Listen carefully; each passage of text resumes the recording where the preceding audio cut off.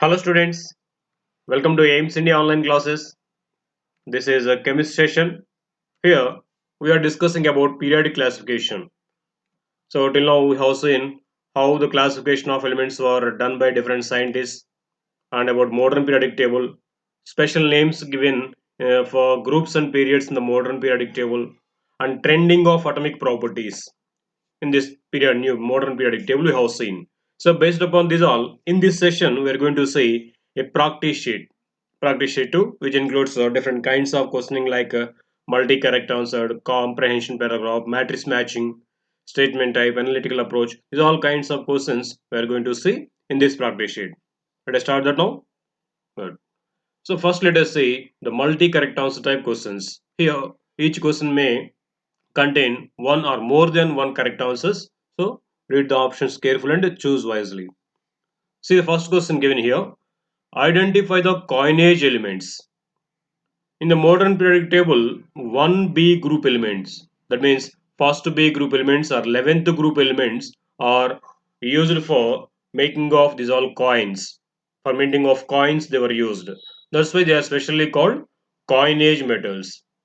See which are first B group elements, those will be correct answers here. See which elements are first group elements? Copper, silver, gold. These are 1B group elements which are called as coinage metals. But carbon is fourth group element which is not. Okay, only these three are correct answers. See the next one. Which of the following are representative elements? What are representative elements? The elements which are being responsible for the most of the chemical reactions are called generally representative elements. Mostly S block and P block elements are being more reactive, so they are called representative elements. S block elements and P block elements except noble gases, means alkali metals, alkaline earth metals at the left side, and at the extreme right side except noble gases, remaining 5 columns in the P block. These all considered together as representative elements. See now the elements from S block and P block whatever are there, they will come under these representative elements. Iron, we know iron is a D block element which will come under transition element. Iron is not representative element. Whereas potassium is an S block element, isn't it? So it is a representative element. Even calcium is also S block element because it's secondary group element. It is also representative element. And if you see the last one, nitrogen, it is a P block element, fifth group element, isn't it? Nicogens. So S block elements and P block elements, all they will come under representative elements. So hence these three are representative elements. Okay. Next, which of the following statements are correct about modern periodic table? So here some statements are given about modern periodic table. See first one, it has 7 periods, isn't it? Yes, modern periodic table has 7 periods only. 7 horizontal rows are there, those all together called as 7 periods. And next it is classified into 4 blocks. Yes, of course. Modern periodic table is classified into 4 blocks, namely they are S, P, D and F blocks. Next, so this is also correct statement. What about third one? It is done based on the atomic numbers of the elements. Yeah, it is also correct. Till the modern, before all the classifications which were done before this modern periodic table, they were all done based upon the atomic masses of the elements. So because of that, they have faced certain problems. So here, this modern periodic table, which was given by Mosley, is done is constructed based upon the increasing order of atomic numbers of the elements. So most of the problems in those earlier classifications were clarified in this. So it is based upon the atomic numbers. This is true. Next, noble gases are cited at extreme left side of the periodic table. Is it correct? Where are the noble gases? Noble gases are they are located. Noble gases are located or placed in the modern periodic table at extreme right side. That is in the 18th column. That also is say as a 8th A group or 0 group. but not at left side. So it is incorrect statement. What are at the extreme left side? There are alkali metals, but not noble gases, isn't it? So this is incorrect statement. Remaining three are correct statements. Right? Next question. Which of the following is correct about S block elements? See, some statements are given about S block elements here. The elements in which the electron enters the S subshell of their outermost energy level are called S block elements. Yes, this is correct statement. Actually, they are defined in this way. The elements for which the differentiating electron enters into S subshell of their outermost energy level are called S block elements. Next, this block is situated at the extreme left side of the periodic table. Yes, this is also a true statement because the S block contains two groups. They are first A group and second A group. These two are positionized, situated at the extreme left side of the periodic table, the starting two columns. So that is true. Next, this block contains elements of 1A and 2A that also given here. Yes, 1A means alkali metals, 2A alkaline earth metals. These two are present in this S subshell because for the elements in these two groups only the differentiating electron is being entered into S subshell. So this is also true statement. None of the above. So it is not correct because these three statements are correct. Right? Next one. Which among the following elements have sudden increase between second and third IP values? See, they're asking to find for the elements which are having sudden increase, greater increase between the second and third IP values. There should be, if you want they, to be there, greater difference between the second and third IP values, that element should have two electrons in its outermost shell. By that what happens? After the removal of two electrons, it attains nearest noble gas configuration. By that, the removal of third electron requires a much greater amount of energy. That is, third IP will be much more greater than second IP. There will be sudden increase between these two. When it happens? When the element, if it is having two valence electrons, for those elements, there will be gradual sudden increase between the second and third IP values. Now see here, the elements which are having two electrons in their valence shell, they will be correct answer here for this statement given. So which element will be having the two electrons in their valence shell? Generally, second group elements or second A group elements will be having two electrons in their valence shell. See the elements out of these four which belong to second group, that will be correct answer. See magnesium, it is an alkaline earth metal, second group element. What about aluminium? Aluminium is a third group element, isn't it? Because it is atomic number is 13. If you write configuration 1s2 2s2 2p6 3s1 3 3s1 sorry 3s2 3p1, totally there are three valence electrons, so it will be having a sudden increase between the third and fourth ionization energies, not between second and third. So it is not correct. If we see sodium, we know sodium is a first group element because it has only one electron in the valence shell. After loss of one electron, it will be attaining stable electronic configuration of neon. So the removal of second electron requires large amount of energy. So it will be having sudden increase between first and second IPs, but not second and third. Okay, this is also incorrect. If we see calcium, it is also a second group element. So it also have two electrons in its valence shell. So it will be also having a sudden increase between the second and third IP values. Okay, now the correct answer is these two, calcium and magnesium, because they belong to second group, right? Next one, the correct order of electron affinity.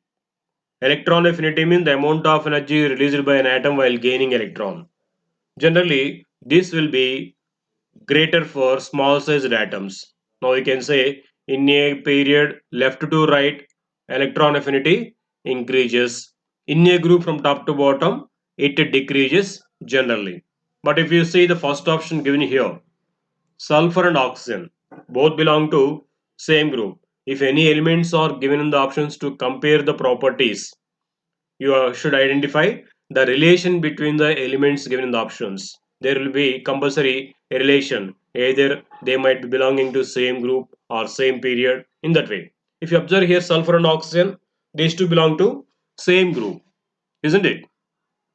So now in a group we are telling top to bottom electron affinity decreases, but we told one exception here. Because of smaller size of the second period oxygen, next third period element sulfur is having greater electron affinity than that of oxygen. So sulfur having electron affinity greater than that of oxygen. This is true. In the same way for seventh group elements also. Actually from fluorine to chlorine it should decrease because size increasing. But because of very smaller size of fluorine, chlorine is having greater electron affinity than that of fluorine. So this is also correct. Why? What happens if the size is smaller? We know if the size is smaller, there will be very less size for the accommodation of electrons. So electron affinity means the energy released while gaining electron. If fluorine gains one electron, there occurs some repulsions between the already existing electrons and this newly incoming electron. To overcome these repulsions, certain amount of energy will be consumed by fluorine atom. So the amount of energy being released out will be less than the expected, that we say as electron affinity. That is why fluorine is having less electron affinity than the expected. The two, it is less than that of chlorine. Got it? So this specially we say for p block elements, first two elements. In the same way you can see phosphorus and nitrogen also. So actually nitrogen should have greater EA value or electron affinity value than that of phosphorus. But because of smaller size of nitrogen, phosphorus is having greater electron affinity. So this also you can say true. But in case of magnesium and sodium, if you see, what relation do these two have? We know these two belong to same period, isn't it? Both belong to third period. Now in a period from left to right, electron affinity increases. So now than sodium, magnesium will be having greater electron affinity. The same it is mentioned here, so it is also true. Now what will be correct answer? Even this also will come because it is in a period they have given. Remaining three relations are in groups, right? Next one. On moving from left to right in a period, electronegativity values increases because it's given here in a period when we move from left to right, electronegativity increases. Why does it increase? Because the size of the atoms gradually decreases. If the size decreases, what happens? Nuclear force of attraction increases. That is, a nuclear charge increases. So what options they have given? See, because of decreasing atomic size. This is true. And because of increasing nuclear charge. This is also true. What are the remaining reverse they have given? Of course. Now these two are correct statements because of size decreasing and at the same time nuclear charge is being increased. Hence electronegativity increases. Next one. Which of the following are correct order of increasing electronegativity in a group? So first let us see what happens in a group to the electronegativity property. In a group, from top to bottom, atomic size increases. If the atomic size increases, electronegativity obviously decreases. Now see the relation between the elements given here. We know cesium and lithium belong to same group, that is first group. From lithium to cesium, size increases. So electronegativity decreases. Now in these two, which will be having greater electronegativity? Lithium. Okay, lithium is having greater electronegativity. This is correct. What among these secondary group elements mentioned here? From beryllium to barium, atomic size increases and hence electronegativity decreases. So this is also true. And in case of carbon family, we can say carbon to tin, atomic size increases, hence electronegativity decreases. So these three are correct statements. So the relation between the electronegativity and atomic size, if we are able to compare, we can predict these all. As size increasing, electronegativity decreases and vice versa.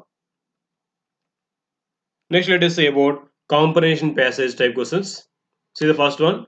The number of a period in which the given element is present is equal to the valency shell number of that element. Yes, the shell number, the maximum shell number in the electronic configuration of an element gives its period number.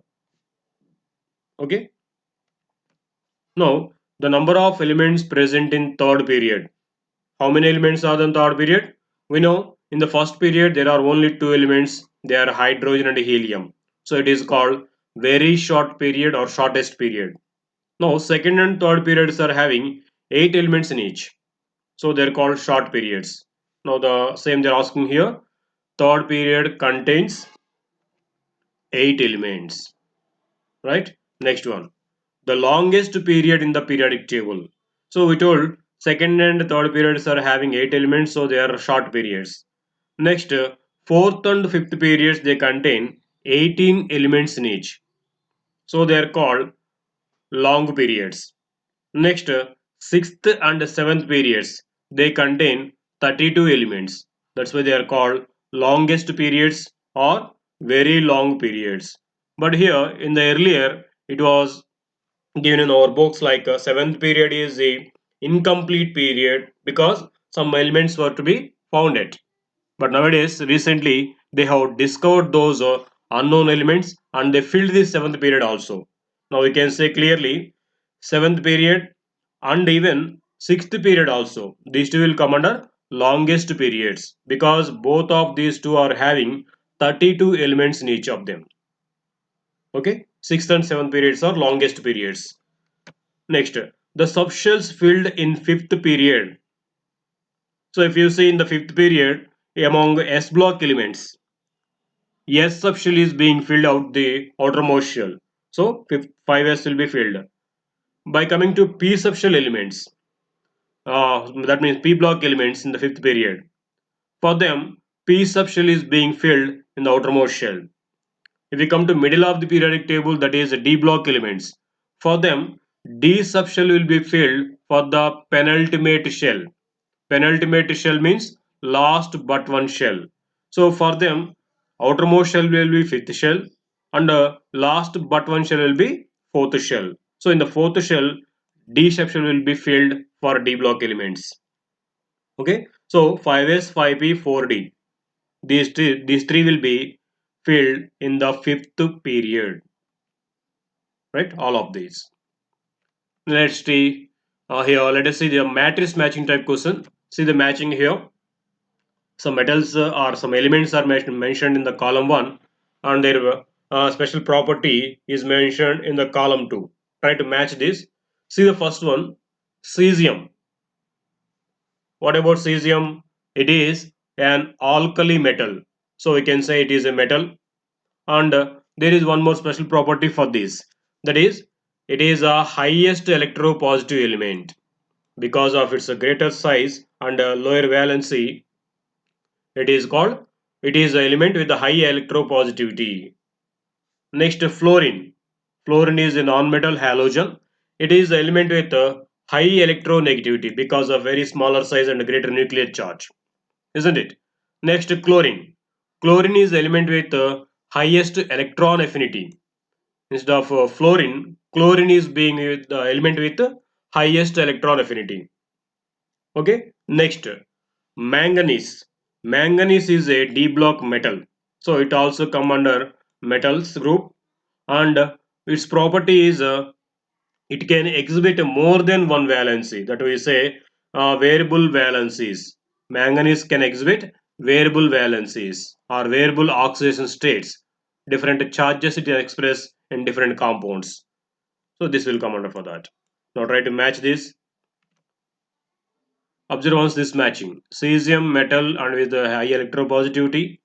fluorine high electronegativity, chlorine high electron affinity, manganese being a metal, it exhibits variable oxidation states. Got it? Let's go to another matching. Here, some properties of the periods are mentioned and the elements present in that period are mentioned in the column 2. Try to match these. Shortest period. We know the first period is called shortest period because it contains only two elements, hydrogen to helium. Then short period.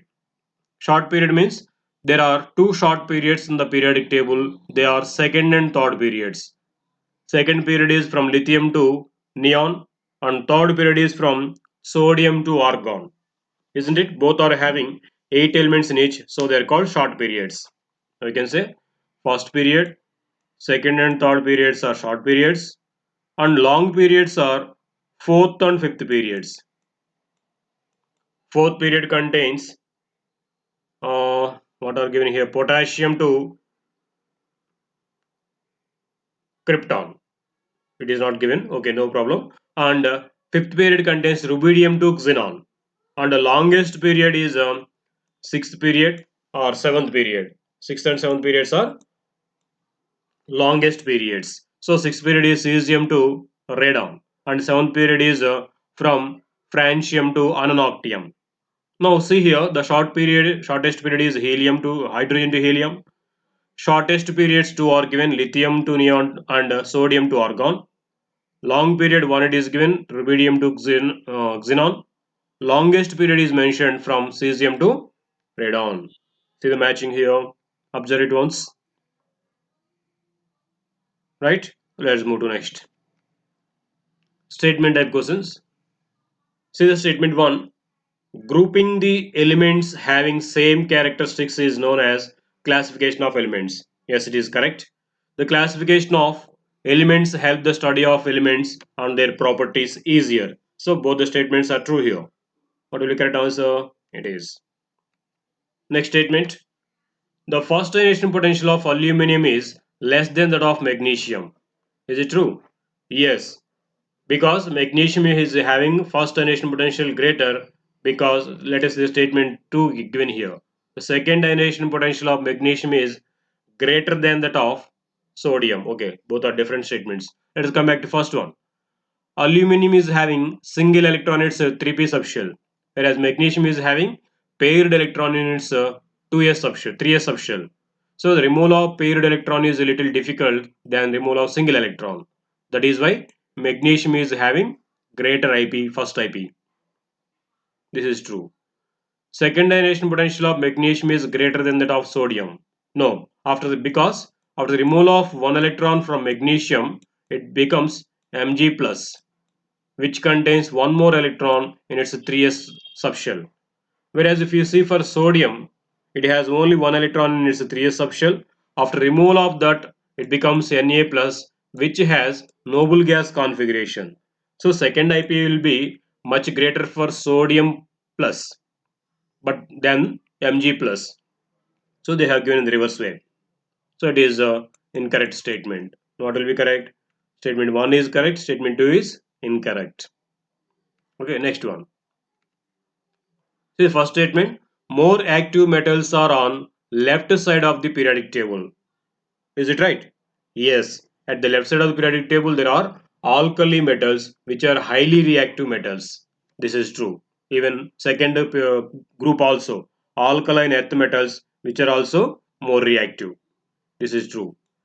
Next one, inactive elements are on extreme right side of the periodic table. This is also true because inactive elements which are called noble gases, they are located at the extreme right side of the periodic table, isn't it? In the zero group. So both the statements are true. Now this will be correct answer. Next, statement 1, electronegativity increases in a group from top to bottom. Will it increase? How will be related to size? Electronegativity is inversely proportional to size of the atoms or atomic radius of the atoms. We know in a group from top to bottom, atomic radius or atomic size gradually increases. So if the size increases, electronegativity will be decreased. but they mentioned here as it increases, which is wrong. It decreases, isn't it? Next one, reducing power decreases on moving down the group. What does it mean by reducing power? Let us see first what is reduction. Reduction means gaining of electrons. Reducing power means the power to reduce others. So how they can reduce other elements? One element can reduce the other element by giving electrons to the other element, isn't it? So that the other element will be reduced. This becomes now reducing agent. The element which can lose electrons easily will be a good reducing agent. Now you see in the in a group from top to bottom which element can lose electrons easily, the element with greater size. We know in a group the bottom element will be having greater size. So the bottom elements will be much having much reducing power. So we can say in a group from top to bottom reducing power increases, but they mentioned here decreases. Reducing power means tendency of losing electrons.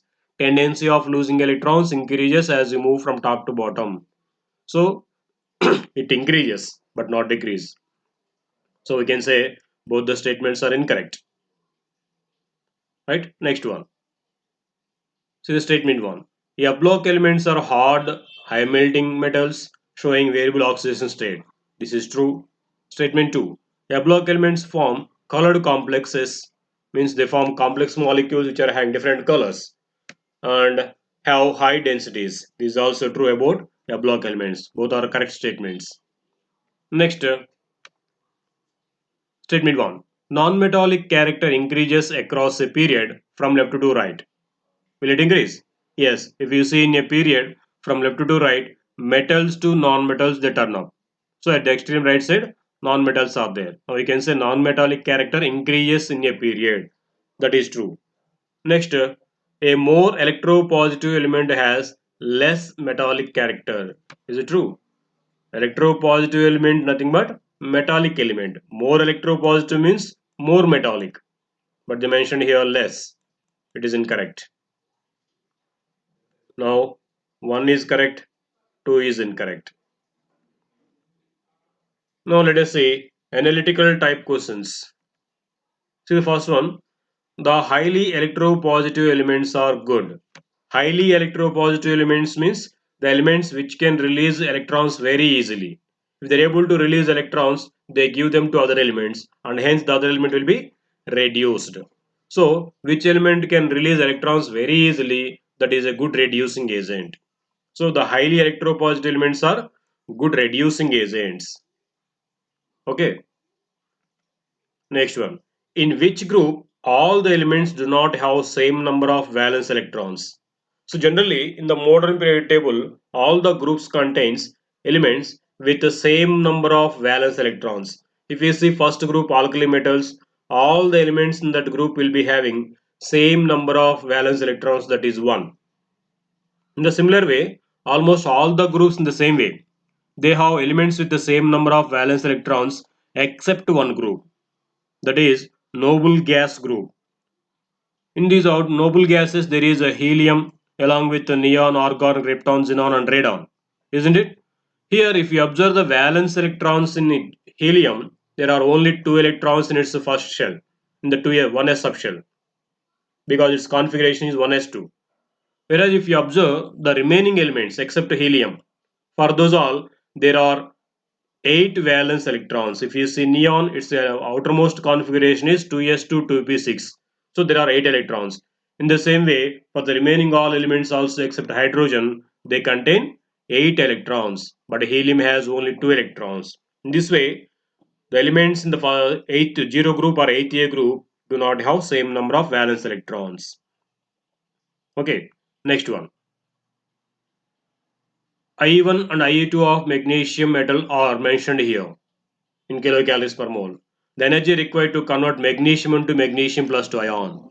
So to convert magnesium ion into magnesium plus 2 ion, 2 electrons to be removed from magnesium. First 1 electron will be removed. For that this much amount of energy is utilized.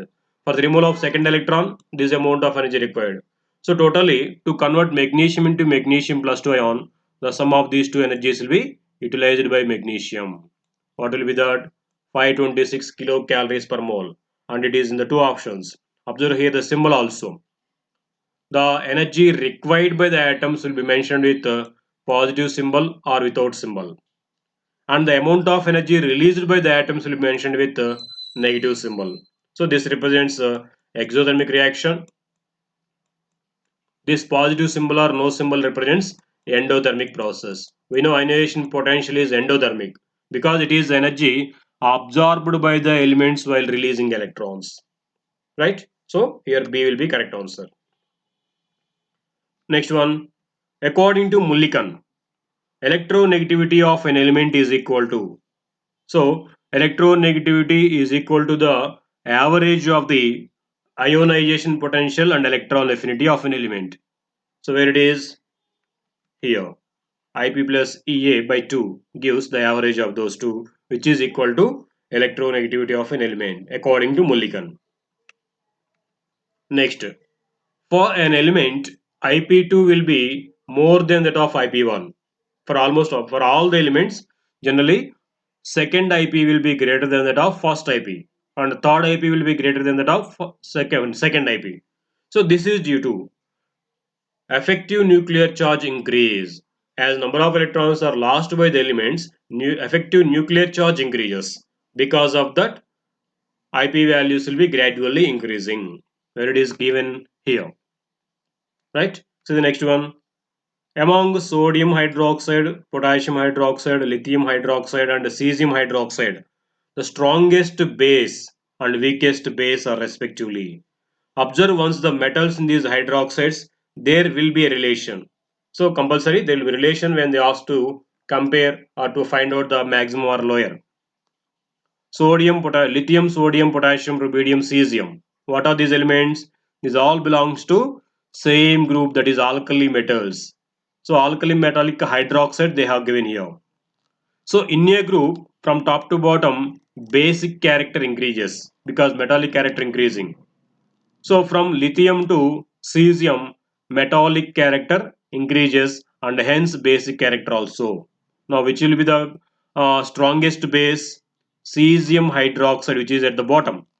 Cesium hydroxide is the strongest base, and the topmost one, lithium hydroxide, is the weakest base. They asked first strongest. So first cesium hydroxide and then lithium hydroxide. Where are these? Here. Okay, this is correct answer. Next one. According to Mulliken, electronegativity of an element is given by. Yes, he assumed that electronegativity is also having the tendency just like the electron affinity and ionization potential. It is also being influenced by the properties which are being affecting these two properties. That's why he taken the average of these two properties, ionization potential and electron affinity. The average of these two he considered as electronegativity of that atom. Where it is mentioned here, average of ionization potential and electron affinity, which is equal to electronegativity of an element. Okay. This is about practice sheet 2 of periodic classification. Thank you for watching our video. Please subscribe our YouTube channel AIMS Today for latest updates on recorded videos.